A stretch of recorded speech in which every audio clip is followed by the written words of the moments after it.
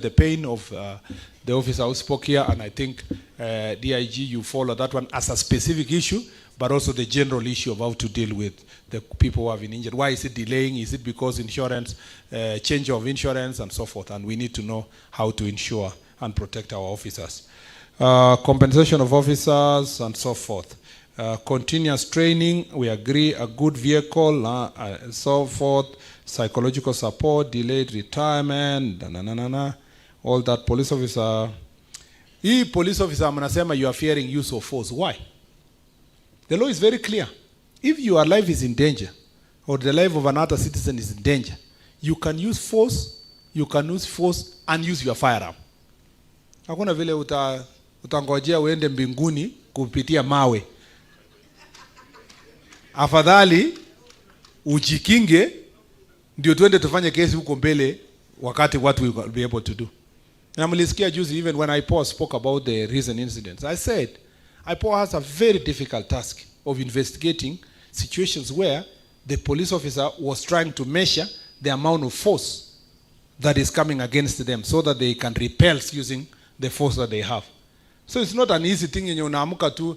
Any person who has died as a result of an incident with a police officer at in a IPOA case, not all of them are automatically an IPOA case.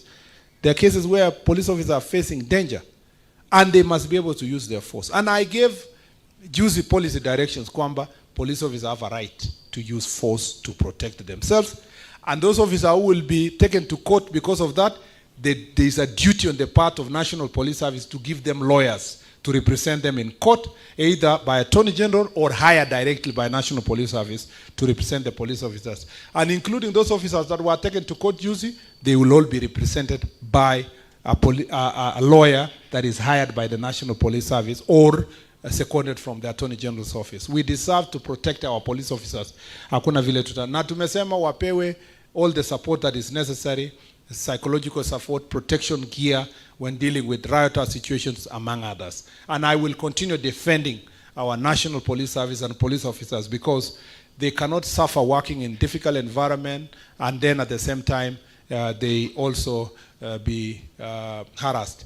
I like ule mzee alisema hatutaki kuona Kenya ya polisi anatoroka. Ikuwe ndio mkora ndio anafanya nini? Anatoroka. The moment a police officer is running for his life and children are watching, na community is watching, there is no confidence in the country that anybody is safe. Nobody will believe that you are safe anymore. We must restore the authority of police officer as a police officer with the respect that they deserve because of the work they do for us. And then we think about career progression for the police officer as part of our reforms. And then we need to service phones, prisons. Nimepata mambo yenu ya prisons, and I will also other meetings with you. Civil works and maintenance and so forth. Come with car, blah blah blah. What were polytechnic? We wanted to do the meeting in your school, but I'm told you are doing exam, Mr. President. The government is sleeping. No, okay, it is thinking.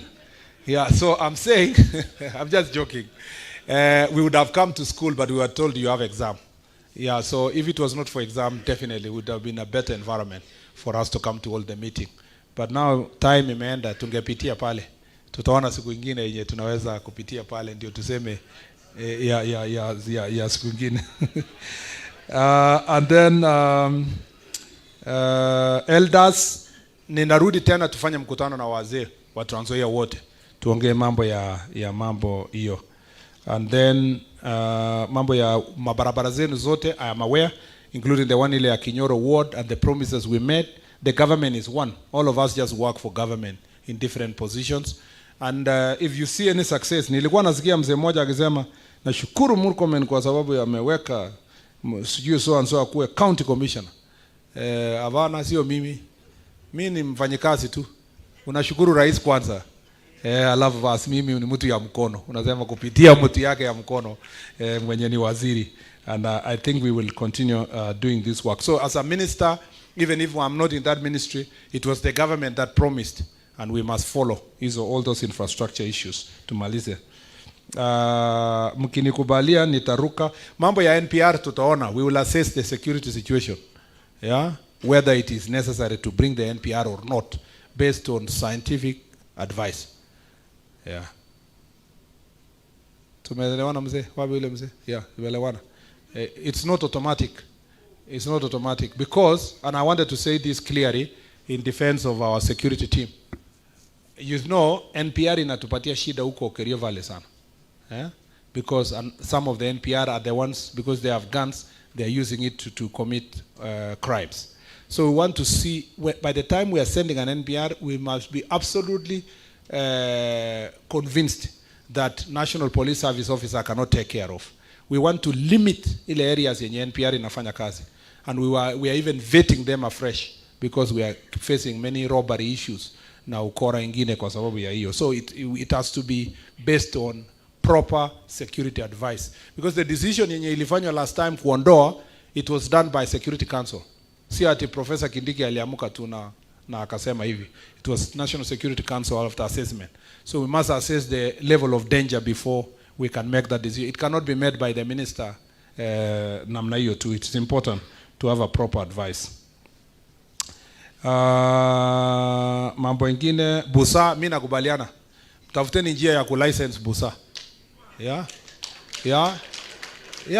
lakini hiyo ni county law. Atafute njia ya how will you license busa, who will brew, to what standard, na anauza kiasi gani, na ni cleanliness iko namna gani. Because there is no point licensing bad things and then hii ingine yenye haiumizi inakuwa ni shida. Tumeelewana what we are saying? Mpaka iwekwe bei, iwekwe nini, maybe hata iwekwe packaging material, nini, iwe properly. Yeah. Lakini mimi sikunywi buza, mnaniangalia ni kama mnaniangalia kama mimi ni mtu ya buza. Mimi sikunywi buza. I'm just saying, even at the moment, busa can be licensed. It depends on if you can show the manufacturing, the process, and so forth. Because in the absence, unfortunately, this is the reality. In the absence of good alcohol, that is why hata ukiona ile ya beer na nini, they are allowing it to be sold. Uliona hata taxes ililetwa chini. Ndio good beer iuzwe vizuri, ndio hii spirits isiue watu. Because the spirits are cheap and they are counterfeit. So if the busa is being manufactured properly, there is nothing in the law that refuses. Lakini lazima upate license kutoka county government na uonyeshe the process yenye wewe unafanya hiyo kazi.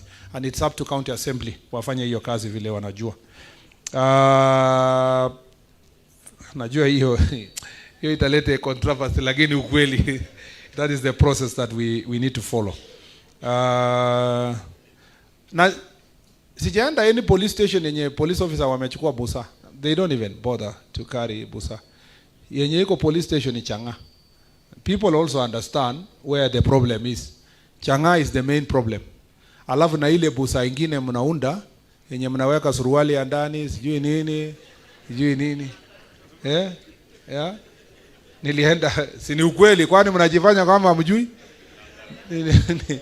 Nilienda police station nyingine nikapata mtungi yenye ililetwa yenye Changa ilikuwa imetengenezwa. Iko na suruali size tofauti. Mimi nashindwa mwenye anakunywa hiyo vitu kweli. Hata kama mimi siamini urogi utarokwa tu kwa sababu. Mimi najiuliza hii nani alikuwa anavaa sasa hii na ilifikaje hapa? You know? So we need to know what exactly we are doing.